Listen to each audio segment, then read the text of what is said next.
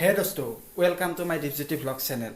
যেহেতু এতিয়া বহুত ঠাণ্ডা বতৰ, বহুত ঠাণ্ডা চলি আছে, সেইকাৰণে মই ফ্লিপকাৰ্টত এটা ইলেক্ট্ৰিক কেটলি অৰ্ডাৰ কৰিছিলোঁ।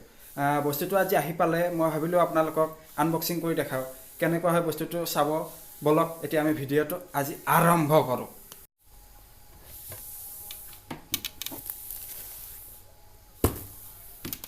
এতিয়া মোৰ বিখ্যাত দাওখন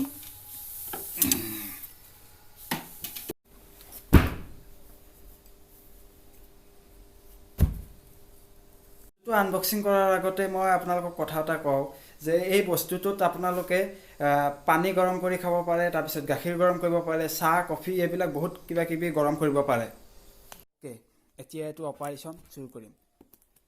এতিয়া ইয়াত এনেকৈ ফালি দিব লাগিব। দিয়াৰ পিছত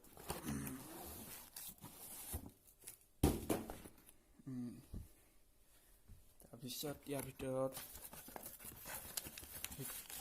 এখন আছে কুস্তি জন্ম প্ৰমাণ পত্ৰ, কাম নাই এইবিলাক। এইখন পাব আপোনালোকে, এইখন আছে ইয়াৰ ভিতৰত। আৰু কি আছে,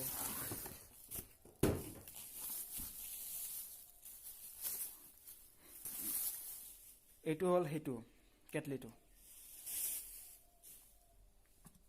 এতিয়া এইটো খুলিবলৈ হ'লে আপোনালোকে এইটো যে দেখিছে, এইটো ইয়াত টেপি এনেকৈ দাঙি দিব লাগিব। ভিতৰতো ষ্টীল। এইটোৱে ইয়াত এটা লাইট আছে এইটো, তাৰপিছত ইয়াত এটা ছুইচ আছে অন অফ কৰা। এতিয়া বস্তুটোত কেনেকৈ আপোনালোকে পানী গৰম কৰে, বলক মই অলপমান দেখাই দিছোঁ আপোনালোকক। প্ৰথমতে কৰিব লাগিব, এই বস্তুখন ইয়াৰ তলত এনেকৈ ইয়াত লগাই দিব লাগিব। এইটো এনেকৈ ইয়াত লগাই দিব লাগিব। তাৰপিছত এইটো খুলিব লাগিব। খুলি ইয়াত পানী ভৰাই দিব লাগিব।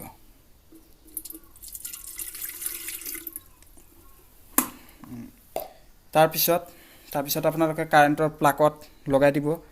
এনেকৈ মই লগাই দিছোঁ আৰু লগাই দিয়াৰ পিছত ইয়াত যে এইটো ছুইচ আছে, এইটো ওপৰফালে টিপি দিব। ইয়াত দেখিছে এই ৰঙা লাইটটো জ্বলি আছে, মানে আপোনালোকৰ পানীটো গৰম হৈ আছে। এইটো 2 মিনিট বা 3 মিনিটমান লাগিব, তাৰপিছত গৰম হৈ যাব। মই ভিডিঅ'টো অকণমান সময় ৰখাই দিছোঁ, তাৰপিছত দেখাই আছোঁ আপোনালোকক। পানীটো প্ৰায় গৰম হৈ গৈছে। আপোনালোকে এটা আৱাজ পাইছে চাগে, চেৰচেৰাই আছে। পানীটো যেতিয়া উতলে তেতিয়া ভিতৰত এটা আৱাজ কৰে। ভিতৰত চাওক কেনেকুৱা হৈ আছে পানীটো পূৰা উতলি গৈছে একদম। এনেকুৱা উতলি যাব, এনেকুৱাকৈ পূৰা গৰম হৈ যাব। 2-3 মানৰ ভিতৰতে এনেকুৱা পূৰা উতলি গৰম হৈ যাব। মানে আজিকালি চব বস্তু ইলেক্ট্ৰিকতে চলা হৈছে, চব বস্তু কাৰেণ্টতে একদম উন্নত হৈ গৈছে।